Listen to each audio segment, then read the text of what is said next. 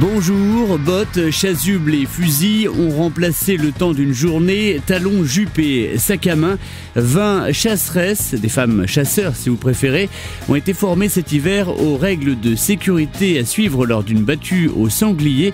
Formation dispensée au Bois de la Vente à Joué-sur-Erdre par la Fédération départementale des chasseurs. Toutes les formations qu'on a effectuées jusqu'alors, aucune femme n'avait déjà participé à ce genre de formation. Donc on a fait une journée spéciale femmes, où là on forme des responsables de chasse sur la sécurité à la battue, ce qu'il faut faire, les consignes à respecter et les conseils pour que la battue se passe dans le mieux possible, quoi. Le Bois de la Vente, ici, c'est un centre de formation où on organise les formations du permis de chasser surtout, et formations de sécurité en battue, ce qu'on fait aujourd'hui. Donc on a en gros 170 accidents de chasse par an sur le territoire national. Sur ces 170 accidents recensés, on en a à peu près une vingtaine, entre 20 et 22, 23 mortels. Donc c'est toujours 22, 23 mortels de trop. Donc notre rôle, c'est de faire prendre conscience aux organisateurs de battues que ça n'arrive pas qu'aux autres et que la sécurité, ça prime avant la chasse. Et donc c'est la base d'une belle chasse qui se déroule. Vous attendez bien 5 coups avant d'armer votre fusil de chasse. D'accord ? 5 coups.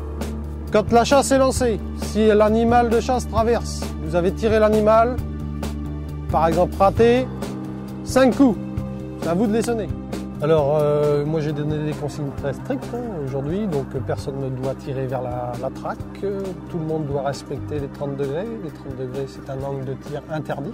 C'est une zone de sécurité parce que les 30 degrés, statistiquement, c'est une zone dangereuse en cas de risque de ricochet. D'autres consignes ont été données avec des codes de sonnerie différentes, où personne ne doit armer, par exemple, son arme de chasse tant que je n'aurais pas donné l'ordre de commencer à chasser.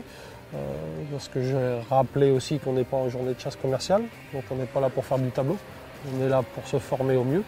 Donc si un animal passe trop vite et qu'on n'a pas de temps de tirer, c'est pas grave. L'animal repassera sans doute une fois à l'aller, peut-être pas au même poste, mais il repassera sans doute. C'est un public très averti. J'ai reconnu des chasseresses qui ont leur permis de chasser depuis peu et certaines qui chassent déjà depuis plus de 20 ans. Elles sont aussi très respectueuses, j'imagine, des consignes, au moins de mes explications.